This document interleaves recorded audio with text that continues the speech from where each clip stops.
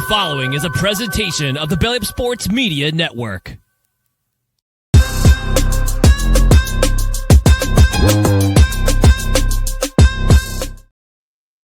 Welcome in to an all-new edition of the Belly Up Sports Fantasy Live Baseball Show. We are nearing the end of the fantasy baseball season. We are in the playoffs in one of our leagues.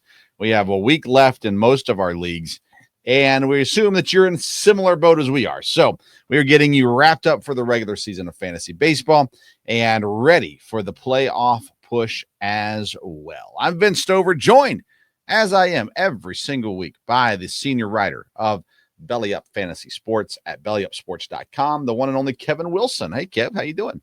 I'm doing great, Vince, and if I seem distracted, it's because I am doing a fantasy football draft simultaneous to this, and so we're going to make it work, and I'm next up to pick, but everything's going well, and I'm very excited to talk about some baseball, especially in our league, because you and Nate are going head-to-head, and whoever wins that is in.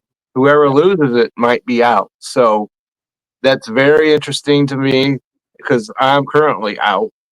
Yeah. And one of you has to lose. So we'll see what happens and I'm going to win because I'm going up against Ryan. And so we'll see who's in and who's out by this time next week. So this is very exciting. And as you mentioned, the playoffs already started in our Dynasty League. Right. And so it's an exciting time. I know football's all over the place, but baseball, stay focused. Yeah, finish the season. And that's what we're doing for sure tonight. We're going to be talking some pitchers, guys that are hot right now, whether they remain that way through the playoffs or do we fear that they'll fall off. We got some news to discuss, standings, wild card race, all that good stuff. And, of course, waiver wire ads for this final week of the regular season as well. So let's get things kicked off with Fantasy Burner.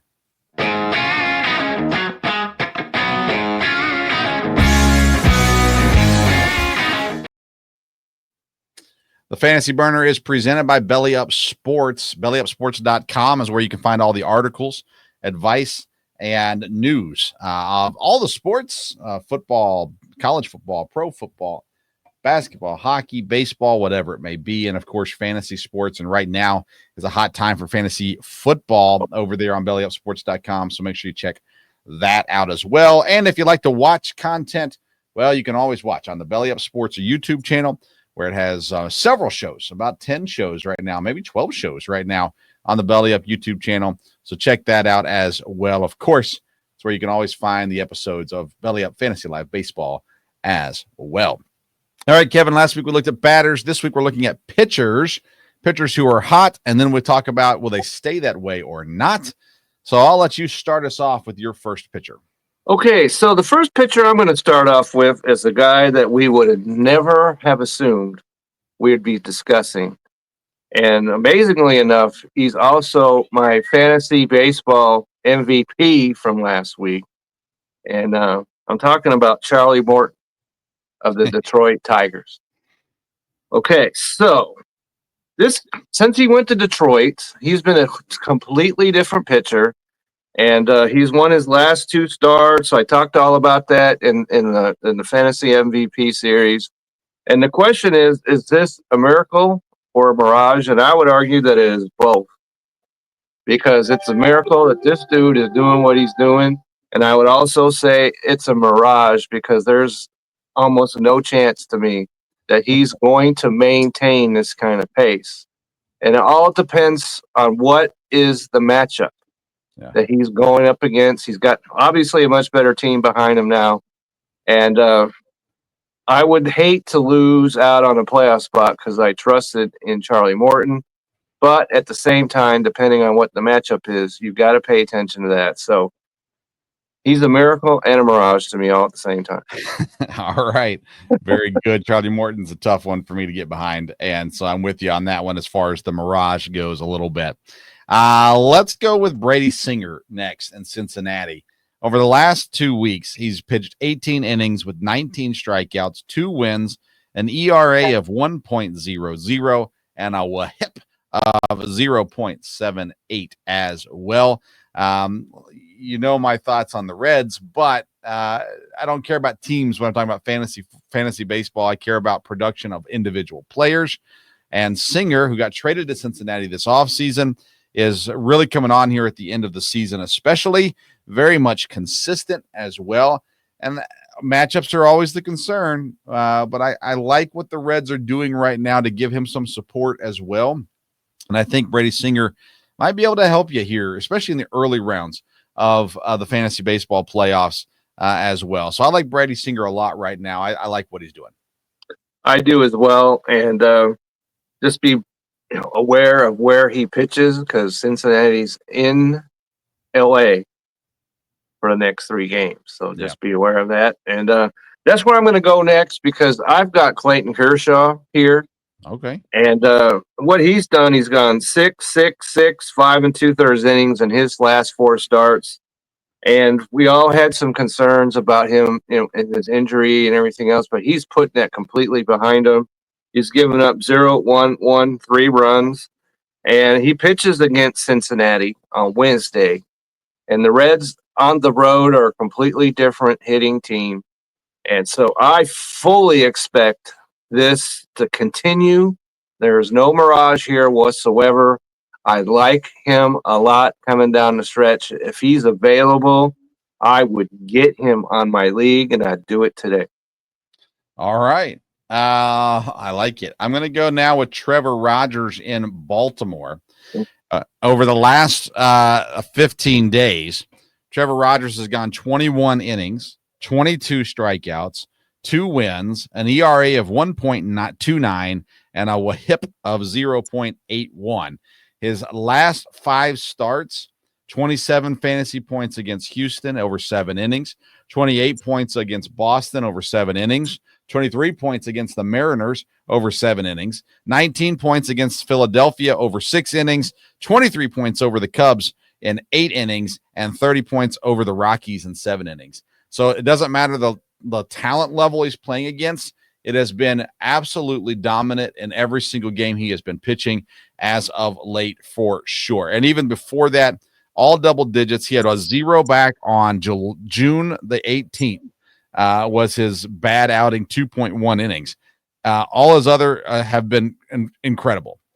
Trevor Rogers plays for Baltimore. That's a whole nother story, Baltimore, and that's going to be something we'll talk about down the road.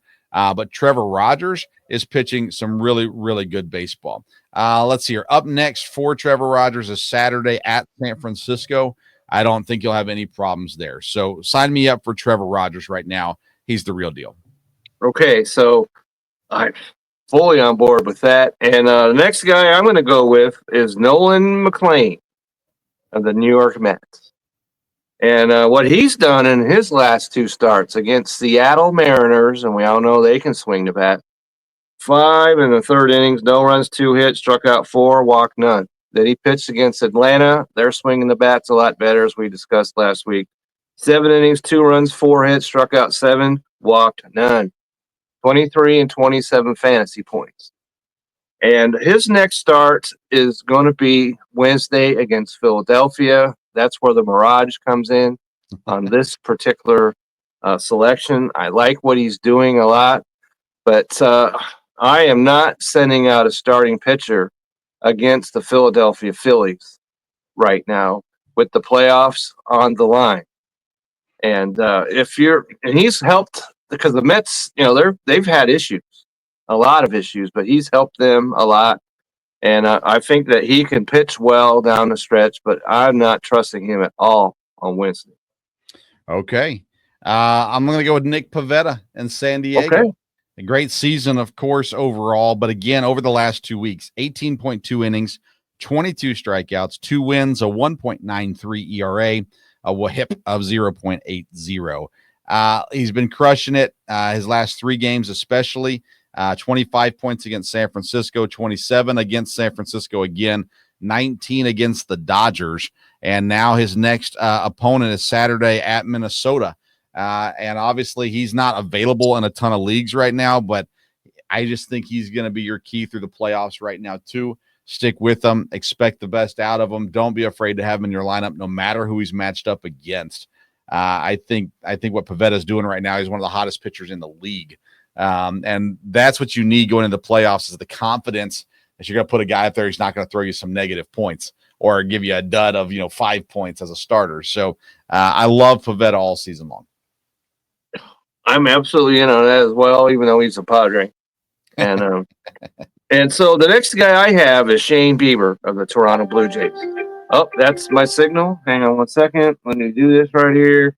And this is the last round. So I am going to do that. Right, while you're doing that, and I'll talk about Freddie Peralta, because Peralta over the last 3 weeks, again, 17 innings, 19 strikeouts, 2 wins, a 0.00 ERA, and a whip of 0.82. You can't beat it. He's been the ace that I didn't think he could be this year in Milwaukee. There's been a lot of great stories in Milwaukee, but Peralta has always been one of those characters that's kind of been up and down, had good moments and bad moments, and he's really found that consistency this year.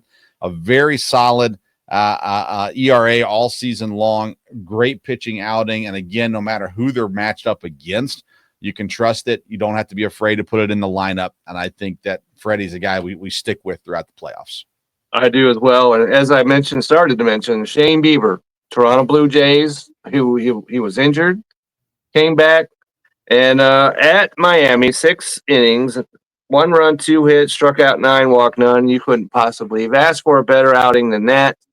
Then on Wednesday, he pitches against the Minnesota Twins, and the Minnesota Twins have gone completely off the rails. And so this is a strong start. I believe in Shane Bieber, even though he's coming off injury and pitching for Toronto. That's a first-place team behind him. So I went ahead and I got him and put him on my IL and then put him on my roster. So I am absolutely in on Shane Bieber the rest of the way. I like it. Anybody else you want to discuss? Oh, let's see. So Drew Rasmussen of the Tampa Bay Rays, pitching extremely well. A lot of they're out of it, of course, but there's been a lot of Tampa starters that have done a lot better than I expected them to do coming into the season. Pitching in that ballpark, he's got a 2.62 ERA for the season, so he's pitching extremely well. And tomorrow, he pitches against the Cleveland Guardians, and Cleveland has slid off. They're still in the playoff race, but they got swept by the Texas Rangers. Yeah, lost 6 of all straight teams. Yeah, the Rangers who can't score a run, but they swept them. And so I am 4 straight starts into the 6th inning for him. And so I am absolutely in on Drew Rasmussen, a lot more than I thought it would be. So if you got him on your team, keep him on your team and just ride him the rest of the way. Very nice. Very nice. All right, there you go. Some pitchers to keep an eye on for the playoffs or maybe even to avoid in some cases as well. We'll come back to the Tampa Bay Rays in our final segment of today's show. Okay. Waiver wire ads as well. All right, let's go into segment number 2. Reminder, Fantasy Burner presented by Belly Up Sports, bellyupsports.com, and on YouTube, the Belly Up Sports channel as well. Let's head into segment number 2. It's the Hot Corner.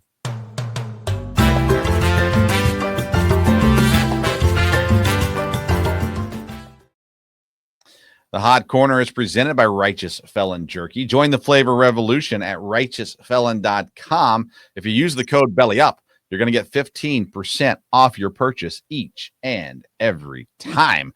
So make sure you check that out.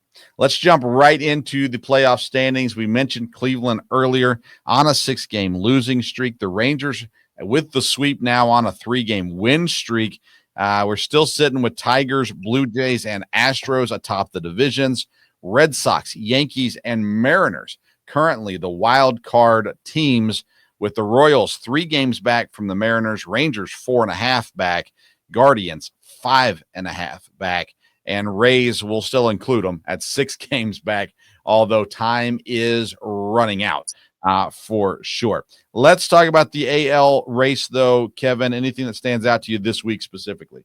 Well, the thing that stands out, because the Boston Red Sox and the Yankees just got done playing a 4-game series, and New York was in desperate mode yesterday because they got beat and beat down. They had more errors going into yesterday than they had runs in that series.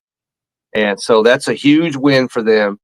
And but on the other side, Boston has been doing just about everything correctly. We discussed about the trade way back, and it seems that they've been proven correct on that. And Washington releases Nathaniel Lowe. Boston signs him. He comes in there and gets some big hits for them. And so it's showing up. They're not going to win a division. Toronto is in full control of that division, but the rest of New York and Boston could both make the playoffs. I expect them to do so. And they're going to play again next weekend. So that is a huge scenario right there. So there's baseball to watch. I'm very excited about the entire. I'm not a fan, I'm in down here, but if you're a fan of baseball in an American League, there's reason to tune in going down the stretch. I'm very excited about that. Couple crazy things about the AL right now. First of all, as of this show on Monday evening at 9:45 Eastern time, there is no team in the top 7 in the American League that has a winning streak or losing streak of more than one. So there's nobody hot right now in that race. Tigers have had a good week. Don't get me wrong, they've had a very good week. The Mariners have not had a good week overall, but ultimately right now everyone's really playing even. The other thing is the Kansas City Royals, 3 games out in the wild card, are the only team in this playoff race with a negative run differential. And when you look at it, that immediately throws up red flags for me. Danger. But they're also the team that has allowed the least amount of runs in the top 7 teams. The only team better than them in the American League is the Texas Rangers, who are a game and a half behind them. The difference is the Royals, while only allowing 509 runs, they're only scoring 506 runs. That's a problem. You go to the Rangers, they've only allowed 483 runs. That's nuts compared to everybody else, but they have scored 546 runs. So they're scoring and they're not allowing teams to score either. It's not working out in their favor. Whereas the Royals are holding teams down, but they just can't put runs across the plate. If they can figure out how to start scoring, and they've got an opportunity in the series they're currently in with the White Sox to put some runs across the plate, start finding that groove again. And again, we're going to probably talk about some Royals in our waiver wire additions as well this week.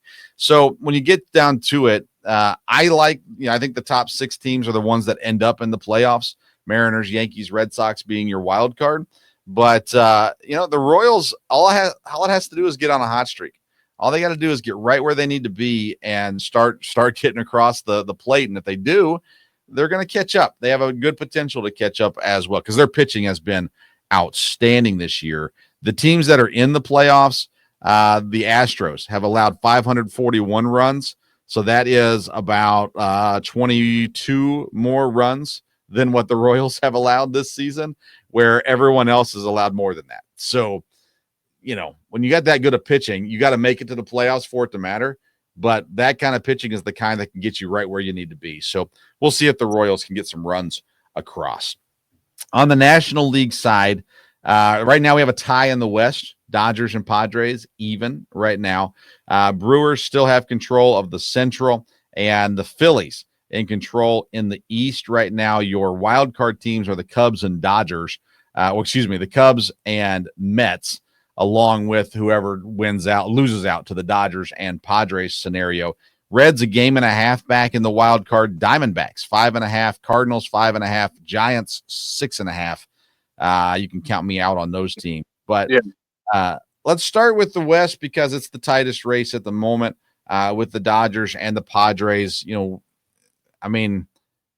the same thing as the NL East, in my opinion. This is a team that shouldn't be this close, and the Yankees and the Dodgers should be running away with these divisions, and they're not doing it. And in this case, the Padres have now caught the Dodgers.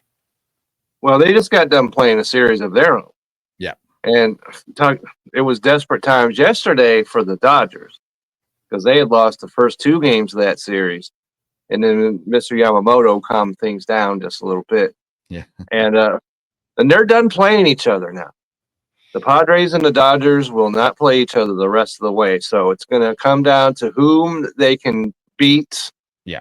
And neither one of them has a difficult schedule coming down the stretch. So that's going to factor in. And so we're going to have to wait and see on this one. And you got to, the Dodgers, they're my team. Yeah. And so, I'm behind them 100%. And the Dodgers and the Padres, strangely enough, have replaced, at least temporarily, Dodgers-Giants as a rivalry. Sure. And so, Dodgers have always treated the Padres like the little, stepchild, my little brother over here. That's no longer the case. Yeah. And they've got hitters, they've got pitchers. And so it's going to be great coming down the stretch. I'm very, very excited because West Coast baseball is often ignored, but you can't do that now. So I'm interested to see coming down the stretch what's going to happen here.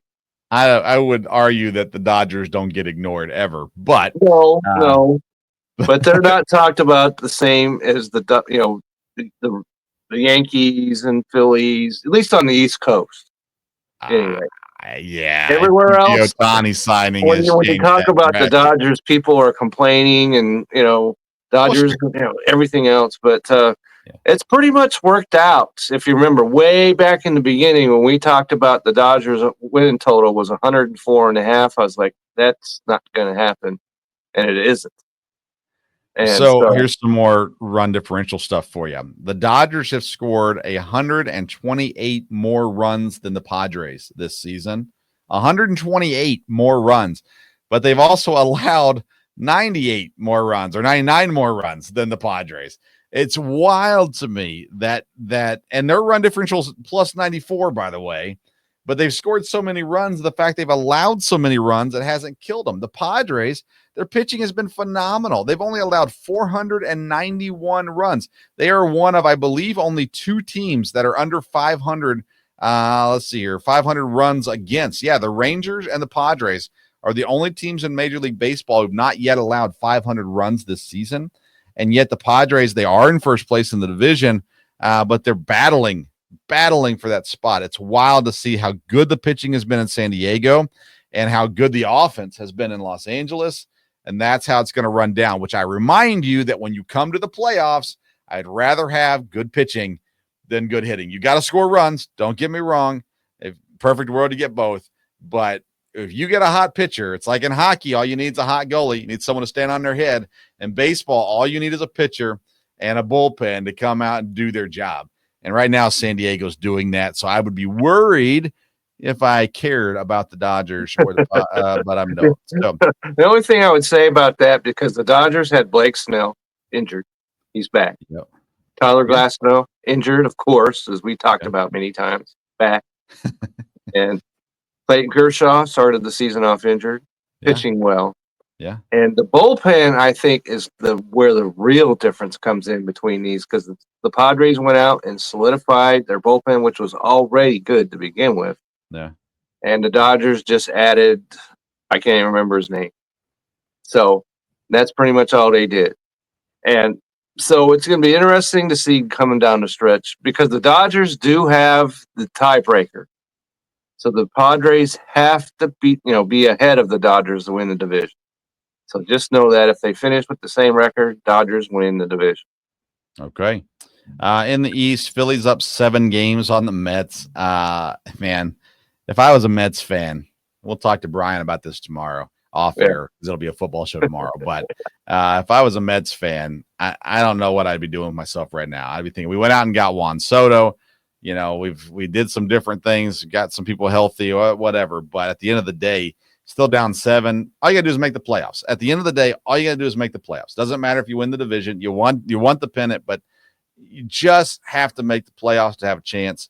The Mets are going to make the playoffs, but it's not going to be pretty, them getting there. The Phillies are looking, in my opinion, pretty dangerous right now. We know they're talented. They bolstered their bullpen at the trade deadline as well. Watch out for the Phillies. In the Central, Brewers, rough series, and they're still up 5 games. That's what happens when you win 13 in a row at one point. 14, Kevin. Get it 14. right. I'm sorry. 13's a bad number. Okay, 14. And tough series against San Francisco. They blew the game yesterday. They had the Bob Uecker, basically a funeral for Bob Uecker before. I was wanting to talk about this because what a spectacle. I don't think that's the right word for this, but what they did was spectacular. The whole thing that they laid out and they, gave this guy his credit. They should have done. It was very nicely done. I saw it. And of course, the only thing that blew the whole game is they lost the lead in the ninth. Yeah. But the whole festival, I thought, was very, very well done. And I was glad to see him do it. The Brewers have done some things this year that have shown teams how to do it. They had a alumni home run derby a few weeks ago that packed the park out, and you had Prince Fielder in there hitting home runs, and Ryan Braun, even though I don't like him, in there hitting home runs, and Corey Hart, and it was something to behold. The way that they got the fans this year bought into what they're doing. The team is a fan-friendly team right now, the players, the coaches. And then you do this for Uke, and Uke is obviously, he's a heartbeat of Milwaukee. What he brings to a broadcast, what he brought to broadcast was absolutely incredible. And what you see is a team doing a lot of things right now. They're playing baseball correctly. They're honoring their past correctly. They're honoring Uke in a way that we've seen. Vince Scully, they did some good stuff for him out in LA, but this is Milwaukee, and I know I'm a fan, but man, Milwaukee's done some really good stuff this year. And shout out to them. And Absolutely. What they have to do now is finish the season. They have a plus 159 run differential, and that was not that way. I did not save it, but you go back 2 months ago, and that's not where they were. They have put in the work here recently and really played some good baseball. And I'll say it again, said it last week, their record against teams greater than 500 is incredible. 38-21 against teams better than 500. No one even close to that in Major League Baseball right now. So they need to finish the year. They can't cool off now. You talked about, did they peak too soon or, those kinds of things. This was an emotional weekend. Willie Adames was back. That added to it too. He had 2 home runs in the first game in the series. I did see that. They need to get their groove back, but I think they will. And again, you look at the wild card race right now with the Cubs. They're pretty much locked in. They're not locked in, but basically for all practical purposes, they're in. The loser of Dodgers Padres is in, and then you got the Mets. They just have to hold off the Reds, and I don't think they'll have a problem doing that as well. And by the way, when we get to the playoffs, all 6 teams are going to be dangerous. There's not going to be a walkover team once you get to the playoffs. Right, and we've seen it 1 out away from winning the first round series, and then it goes down the toilet. Right. And so I would not be surprised if something similar to that happens this year, because all these teams are playing well, or have played well. Yeah. And so when you get to the playoffs, and it's going to be interesting because the Dodgers and the Padres both are superior at home and they're average on the road. Yeah. So if you have home field in that, and home field, they talk about whether that means anything or not. I think that's going to matter a lot this year, and the Brewers are going to have home field. And so who has the home field in those first rounds is going to matter, I think, a lot in the playoffs. Well, you're talking about teams getting healthy. Jackson Chourio is about to return. He's missed this 14-game win streak. You take one of your most dynamic players out of your lineup and you win 14 straight. That's not normal. And, no, it isn't. And so to bring him back in is going to be really good for this team. It's going to provide some energy as well. Maybe that 14-game win streak was a little tiresome. They won some tough games, some extra inning games, things like that. That'll wear you out a bit. And so getting a jump of energy is going to be helpful, and Jackson Chourio will bring that in as well. Yeah. All right. Just for the Phillies, on the side of the Phillies, it's amazing what they're doing, given the fact Zach Wheeler is out for the season. Yes. We talked about him last week, and it's a serious situation where you just don't worry about whether he can pitch. You worry about whether he'll be healthy. Return. Yeah. Right. So Yeah. he's out for the season, but the Phillies, it seems like that springboarded them to be playing well. So you got to give it up to them because this is a huge loss, as we talked about, but they have absorbed it and kept on going. Well, they're absorbing it tonight. They're getting smashed by the Mets 10-3 right now. Okay. But outside of that, I agree with you. Yeah. And I wanted to mention, because you're a Brewers guy, and I'm sure you already knew this, but William Contreras hit his first walk-off home run of his career the other night. So that was fun to see. And Bernie going down the slide is one of the more interesting, fun things that happens at a baseball game, because it's a few years back, but we've been up to Wisconsin. Yeah. And we went to a Brewers game, and they hit a home run while we were there, and we saw this for our own eyes, and it's fabulous. So, well, like I said, they're doing a lot of things right, especially when it comes to fans and things like that as well. So yeah, a lot of fun for sure. All right. Anything else you want to cover before we head to our waiver? One thing I did want to mention also is, remember a few years back, it seemed like we were talking about there was a no-hitter like every other day. This year, there have been none. No no-hitters whatsoever. And if that's the case, it'll be the first time since 2005 that there has not been a no-hitter in the major leagues during a season. So that's something to look out for coming down the stretch. I love it, Kevin. I love it. Absolutely great. Hot Corner presented by Righteous Felon Jerky. RighteousFelon.com. Promo code is belly up, and you can get 15% off your purchase. Let's head into the Fantasy Focus.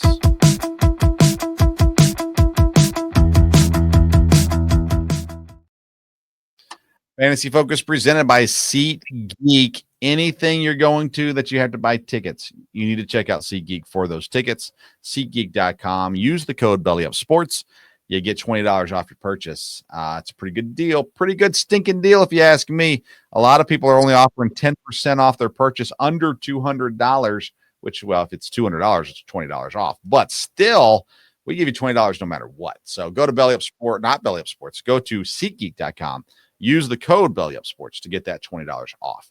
All right, Kevin, do you want to go drops? I'm not going to do drops today. Okay, so there was one player that I had written down here that I want, because he's a Brewer, and I wanted to hear what your opinion was, and that's Miz. Oh, okay? Yeah. Okay, so the last couple of times he's pitched 3 2/3 innings, 4, 1 1/3, 4 innings. Hasn't won since July 8th. Yeah. Is this a guy that you drop at this point? Not me. But here's my reasoning behind it. If you're in a crunch time, he's going to give you strikeouts. He's still going to give you that. They coming off the IL, they had a pitch limit for him for his first comeback. That game, he didn't go very long. The next game after that, they raised his pitch limit. So he still had a pitch limit, but it got higher.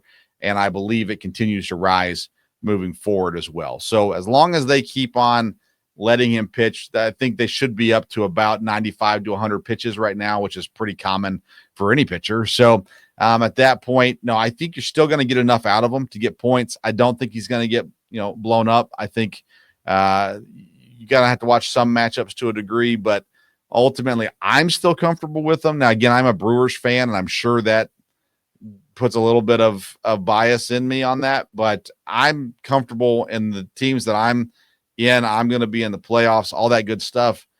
I'm comfortable with still having him out there because I think he's going to give me enough. Even if he only goes 4 or 5 innings, he's not going to get that quality start, but he's going to give me those strikeouts, which is going to give me those points. Or if I'm in a categories league, it's going to give me that as well. So I'm still comfortable with Jacob Mizorowski. Okay, so I wanted to get your opinion on him. I think you're correct. If you're in the playoff crunch, you might have to hold your nose on him. And so, but one guy you don't have to hold your nose on is Walker Buehler of the Boston Red Sox. He's a starting pitcher, but he's been moved to the bullpen. And so all fantasy relevance is completely lost with him. And so you don't need him on your roster. And the last guy is a guy that we don't like to discuss, but Marcell Ozuna. We talked about the Braves and they're playing better. Yeah. He is not one of them. He's only a DH, so he clogs up that part of your roster. 2 for his last 22. Okay.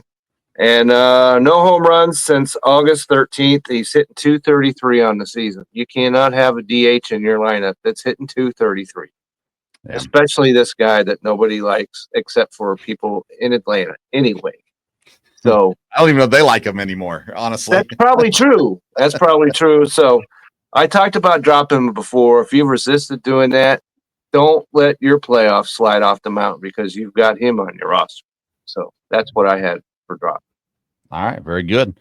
Let's get into additions now. People are trying to finish out this week strong, win some games. What are we doing on additions? Who's your first player?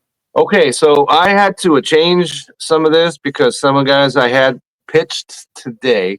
So I did some changing around, but the guy that's I've got at the top of my board is, and I know I had this wrong before, Colin Reed. Okay. Ray. I knew. Yeah. See, I had it wrong last time too, but he's at 9.8%, pitching for a Cubs team who is playing well. And he's 10-5 with the 3.96 ERA. He pitched against your Brewers, 5 2/3 innings, 2 runs on 3 hits. He walked 5, which is a concern. But other than that, he scored 15, 13, 24 fantasy points. Wednesday, he pitches against the San Francisco Giants. In San Francisco, one of the best pitchers parks that you'll ever come across. So, and the Giants are not the Giants of a couple months ago. And so this is a safe start, I think, for him.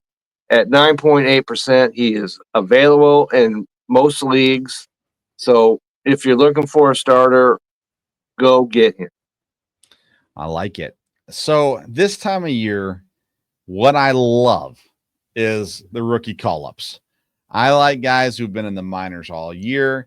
They're getting brought up now, and they're getting opportunities to play a lot of baseball. And I like to find those guys who are doing it successfully. And I think I found one, Kevin. It's in Tampa Bay, shortstop Carson Williams. Listen, when you're talking about infielders in Tampa, just say yes. Just give in and just do it. Carson Williams only played 3 games so far. 2 against St. Louis, and then today against Cleveland.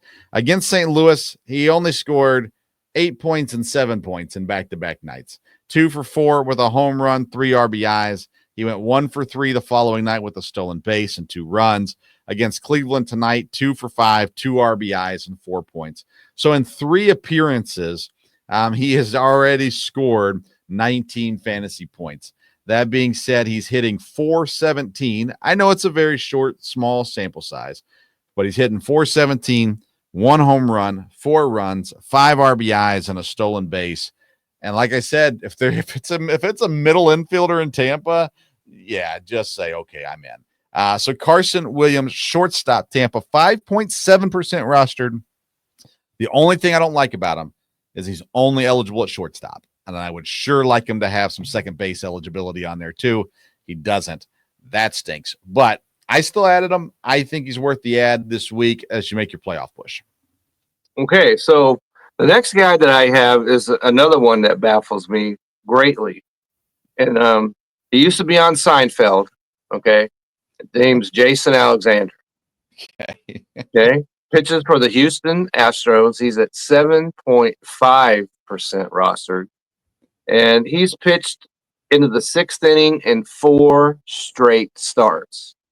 At Baltimore, 5 1/3 innings, 2 runs, 8 hits, struck out 3, walked 1. He's given you in his last 4 starts 26, 23, 19, and 13 fantasy points. And on Thursday, the Colorado Rockies get served up to him at home. Yeah. So, as we all know, it doesn't get any cushier than going up against the Colorado Rockies. even in Colorado this year, but especially away from home. That is an absolute get 'em start to me if there ever was one. I like it. All right, I'm going to go with something we don't normally do here, Kevin. This guy is rostered at 52.5% of leagues. Usually I go lower percentage on these things, but we're at that point in the season where guys have dropped guys and they're not paying as much attention on their waiver wire now because they're out of the playoffs or whatever. So there's less activity on the waiver wire. And this guy might be sitting there for you in your league. And it's outfielder DH from Pittsburgh, Brian Reynolds. Okay, I saw that you pick him up? I did, Kevin. I thought so. Okay, go ahead. Indeed. Brian Reynolds right now against Toronto, Colorado, and he started a series against St. Louis tonight. He's just been on one right now, and that's what you're looking for, the guys that are on one right now. I don't know that he'll get you all the way through your playoffs, but at the moment, what he's doing tonight, 7 points with a home run, 2 RBIs.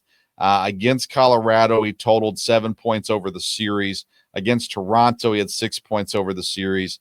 He's 52.5 for a reason. He hasn't been great all season. On the year, he is, I had it pulled up, 246, 14 home runs, 65 RBIs, 3 stolen bases. So he's been average all season long, but we're in the playoffs, or we're almost to the playoffs now.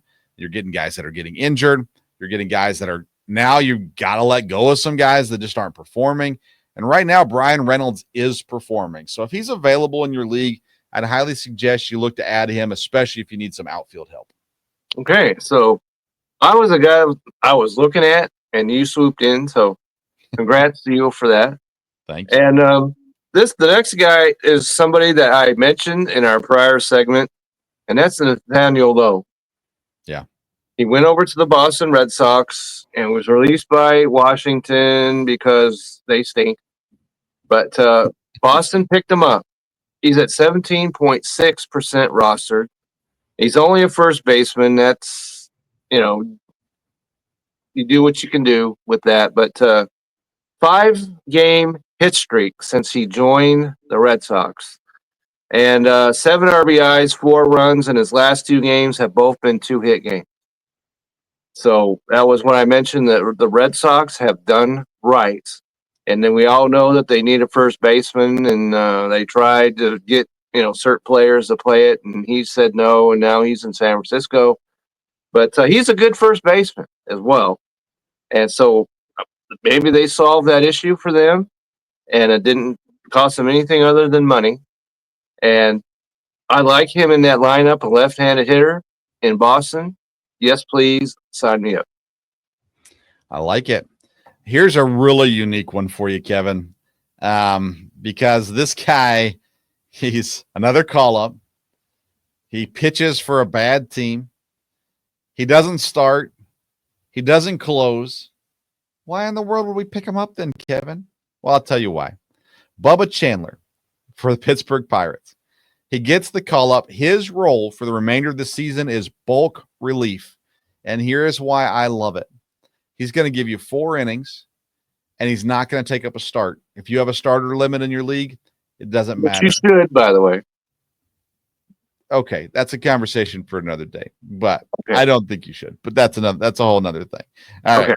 Okay. But his first outing, his debut performance, granted, it was against the Colorado Rockies, but he went 4 innings, 3 strikeouts, 0.00 ERA, 0.50 whip, 17 fantasy points from a guy that didn't even start.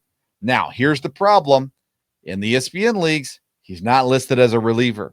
So some of you will think that's a problem. Others will realize that's a huge benefit. I can stick Bubba Chandler in my lineup. He's not going to take up a start and not take up my limit. He's also not going to take up a relief pitcher spot, so I can still have all my relief pitchers in and get my saves and my holds. And I can put Bubba Chandler in, and guess what? He's going to get me 4 innings and 17 fantasy points. And that is massive. And so I love it. I've had my eye on Chandler for over a month now. I had picked him up in some leagues and then had to drop him because they didn't call him up like I thought they were going to. They finally did. And at first I was like, they're not going to start him. But then I thought, you know what? It doesn't matter. And he gives me 4 innings and 17 fantasy points in a league that I needed it. and he's going to help you out too. So Bubba Chandler, Pittsburgh Pirates. You're going to have to pay attention because he's not going to have that little green P next to his name to let you know he's starting. You're going to want to make sure he's in that lineup when he does pitch. And he just pitched 3 days ago, so he's coming up here in the next day or two to see him again. So Bubba Chandler, pick him up. Pittsburgh Pirates, really unique situation, but he's going to help you here in the fantasy playoffs.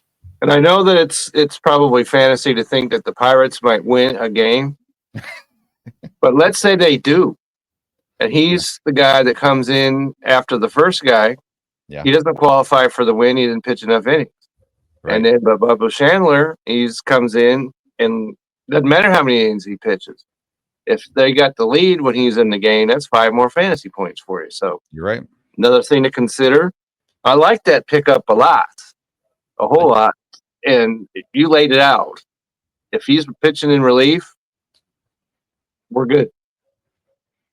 All right. So let's see. I talked about one Toronto starter. I'm going to talk about another one right here, and that's Eric Lauer at 19.6% rostered. And this guy has a 2.76 ERA, pitching, pretty much behind the curtain because people don't know who he is. And so, but you need to know who he is because let's see, Wednesday versus Miami. Okay.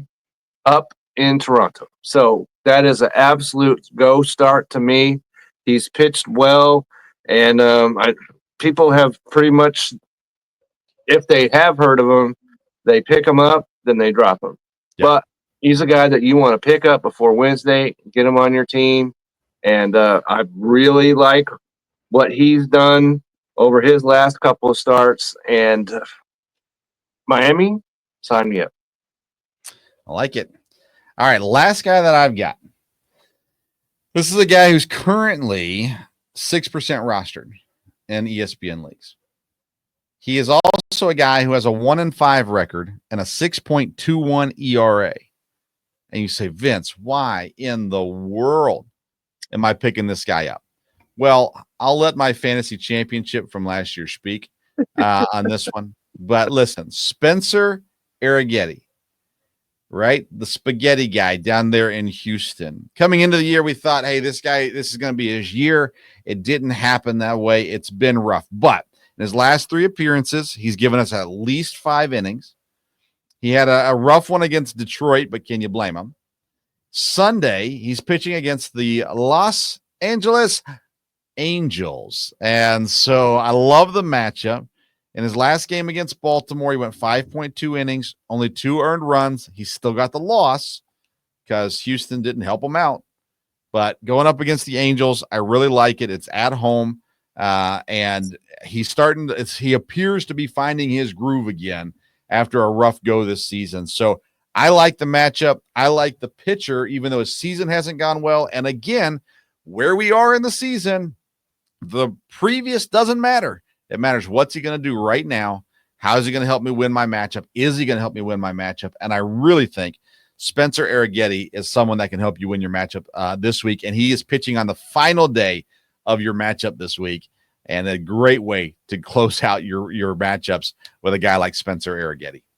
Okay, so let me back up just one little bit. Sometimes I can't read my own writing. Uh-oh. Eric Lauer, and it's just even better. It's Minnesota on Wednesday. Okay. Not Miami.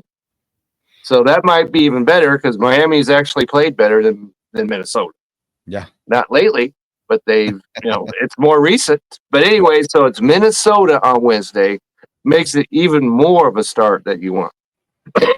Okay, so the last guy is, we talked about the Reds. We don't want to believe in them, but Austin Hayes is the guy that I'm going to talk about right now. He's at 8.4%. He's an outfielder and a DH. Last 12 games, 8 of them, he has hits in. And 5 2+ hit games in there. 2 for 4 Saturday, 3 for 5 Sunday. Last 10, he has 7 RBIs. Okay. So, and he stole a base on both Saturday and Sunday. So he's doing it. And so if you need an outfielder, he's a guy I would look to, and because he's swinging the bat well, and go get him. I like it, Kevin. Quick note, and just go back to this. All season long, we try to give you advice that we take personally, advice that we use in our leagues. Yeah, and others used against us too, by the way. Sure. We're in the playoffs in a league right now. Kevin's in this league too. And today I got 20 points from someone that I picked up off of waivers on May the 14th. And I've had him on my roster since May the 14th. It's Junior Caminero. And so you can argue maybe he shouldn't have been there. He started off the season pretty rough. But I always preach patience. You get guys that can do it. You got time to let them work their things out. And coming to the end of the year, Junior Caminero has been really solid in Tampa. And 20 points today. I currently lead this matchup by 14. So that 20 points is pretty important, So nonetheless, I just say that to say we take what we do seriously, not too seriously, but seriously enough. Yeah. We want you to win your leagues. We want to win our leagues. That's right. Doing everything That's what we do this for, not for ourselves, to hear ourselves talk or any of that. And I think I saw a thing where he was like 5th all time or 4th, I forget, in home runs for Tampa Bay in a season. And so he did start off rough, he surely did. Yeah. That's why he was available, and that's why you could pick him up. And I have him, I think, in 3 leagues right now. 3 of my 5 leagues, I have him. So I was on him as quickly as I could be. In the Belly Up Sports League, we are in the final week of matchups for this season before we get into playoffs. Couple things. First of all, Kevin, I am playing Ryan this week, not you. And so I'm torching Ryan this week. That's right. I'm playing Brent. I'm sorry. You're playing Brent Redlinsky, who is also not going to make the playoffs. You are beating him currently. Chase Thornton is playing Nathan Nguyen. Okay, right. Nate is currently up by 4. We still got a few days left on that.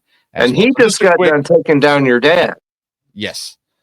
Just a quick rundown of things here. We have a 10-team points league, and we've been competing all season. We're thankful for people who have been in this league, invested in this league, and things of that nature. We have 5 teams, currently eliminated from even the possibility of making the playoffs. Mike Brown, who I will give him credit, had probably his best year. He's still 1 game under 500, but had his best year this year. Elizabeth Lovato, she had a much better year this year than last year as well. Caleb MC, not a great year. Brett Redlinsky, not a great year. And Ryan McCarthy, we could have told you during the draft that Ryan McCarthy was going to have a very bad year, and he has indeed had a very bad year. But Chase Thornton, who won our league 3 years ago, Dale Stover, my dad, they have both clinched that 17-4 on the season. They have clinched their playoff berth. Nathan Nguyen, last year's most improved fantasy baseball player, I was awarded by the Belly Up Fantasy Live Baseball Show. Nathan Nguyen at 14-7, another great year. I am also at 14-7, and so right now, me and Nate would be 3-4, with Kevin Wilson 1 game behind. So he needs for either me or Nathan to lose this week, and Kevin has to win this week. And right now, do you have the tiebreaker against Nate? Do you know that? I do. Okay, so there you go. Because I'm not going to lose. I can just tell you that right now. But but Nate might. You never know. He is playing Chase, and Chase is pretty solid as well. So right now, Chase is on a 4-game win streak. Nate's on a 3-game win streak. Me and Kevin are on a 2-game win streak. Dad, who was really hot this year, is on a 2-game losing streak right now. Because I just took him down. Right. Big so really time. What I'm fighting he had 390 points. Yeah. Yeah. So since Dad watches, I'll say it this way. I'm really hoping I match up against Dad in the first round of the playoffs and not Chase. So we'll see how that goes. I kid, of course. Dad scored really, really well this year. Chase always did. Well. Absolutely. So congrats to your dad. He obviously knows, and we know he watches. Faithful listener of the show. He does not watch. He is a listener of the show. Okay, listener. He always tunes into the podcast. on the Belly Up Fantasy Live baseball podcast, found anywhere you get your podcast. As a matter of fact, I got a text from my dad this morning, and what it said was, "Hey son, I'm proud of you." No, that's not what it said. He said, "No baseball show?" And I said, "No, we're hoping to get it done tonight." And he said, "Boo." So there you go. Thanks, Dad, for the support. Honestly, we appreciate you tuning in. We do. And we know that he listens to the show, because there have been guys that we've talked about. Then lo and behold, you wake up the next morning, and who picked him up? Your dad. Yeah. So now he also says, "I already was getting him before you said anything, but it's all right, Dad. It's okay. I appreciate you listening." That's right. No, we really do, though. Dad's an awesome supporter of me and Kevin as well. So we do appreciate that. All right, Kevin, real quick, what we got going on this week? What do you got going on this week? Well, we talked last Friday on the Seahawks sessions, and about going into the Green Bay game, which looked pretty awful. I'll admit that right up front. And we will do a Seahawks session show every Friday night. So you can tune into that. And of course, we've got our show tomorrow night. And there's a lot of things to be talking about there. Yep. And there was some guy that I was talking with, and he's wanting advice and everything. And I was like, well, go back and watch this, because we did a live draft last Tuesday. Go back and watch that, and you'll get some ideas of what you're looking for. Yeah. And I would offer it up to anybody because it's draft season. Like I said, I just got done doing one. Yep. Right here today. So it's only going to increase over, because next week is opening in the NFL. So yeah, week from Thursday. Thursday. So go back last Tuesday's show and watch that. There's all kinds of advice that was going on, not just for me and you, but people across the Belly Up Sports region. And there's a lot of good advice in there. So go back and watch that particular show. Tune in tomorrow night, Friday night, like I said, Seahawks sessions. And I'm not sure what article will be done this week, but there will be one. So on the Belly Up, Belly Up Fat. You know what? BellyUpSports.com. Thank you. That's where you want to go over there. There's articles for me every week, so check that out. All right. Let's see here. Yeah, so I got some articles up on the website too, over on the college football section. Actually, is where you'll find my articles right now. Check those out. Loved writing a EKU football preview, FCS team down there that I used to cover faithfully. Reached out to some of the players, got some intake from them, some other people around the program as well. So a fun little article. Check that out. I've got some I did put on the fantasy football side of things this week as well. Rookie fantasy breakouts. So some rookies the target in your draft as well. So check that out also. Now, next week, me and Kevin turn all our attention to the playoffs. It's about winning the matchup. So we'll be heavy fantasy baseball playoffs next week. Make sure you tune in for that. Lord willing and the creek don't rise Sunday night is what the plan is for that, which I will be available Sunday night unless my wife has made plans that I don't know about. So Sunday night for that. Tuesday night, tomorrow night, if you're listening to us live, tonight, if you're listening to us tomorrow morning, fantasy football, Belly Up Fantasy Live football show right here, wherever you're listening to this, unless you're listening on the podcast, it's a different podcast, but Belly Up Sports, check it out. We have a lot to discuss. We got some players getting cut. We got some trades that happen. A lot of things that impact fantasy football. So we have Brian Germanaro joins us for this. It's a great conversation. You should tune in. If you missed last week's live draft, listen, I know I'm biased, but I was really happy with how that turned out as far as the content we put out for that. There's some really great advice, some controversial takes on kickers of all things.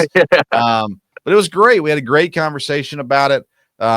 True, legit strategy behind it. It was a really good time. So tune in. Me and Brian and Kevin are there, but we also brought in some guys from the league to discuss their picks and things. If you haven't drafted yet, you need to listen to it. It will help you. Absolutely. If you have drafted, it'll be fun to listen to still, I promise. But And if you don't have any drafts left, what's wrong with you? Come on. We only drafted for content reasons. Like, I got 2 more drafts coming up this week. Like, you should still have drafts left. But nonetheless, if you don't, join another league. I mean, get into it. All right. Me and Dad are talking Thursday night. We've got college football week 1 to preview.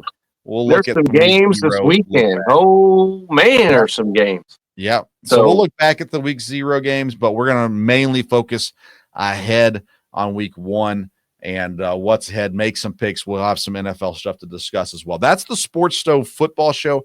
It is on the Belly Up Sports YouTube channel. It is also available in its own podcast form at the Sports Stove Football Show.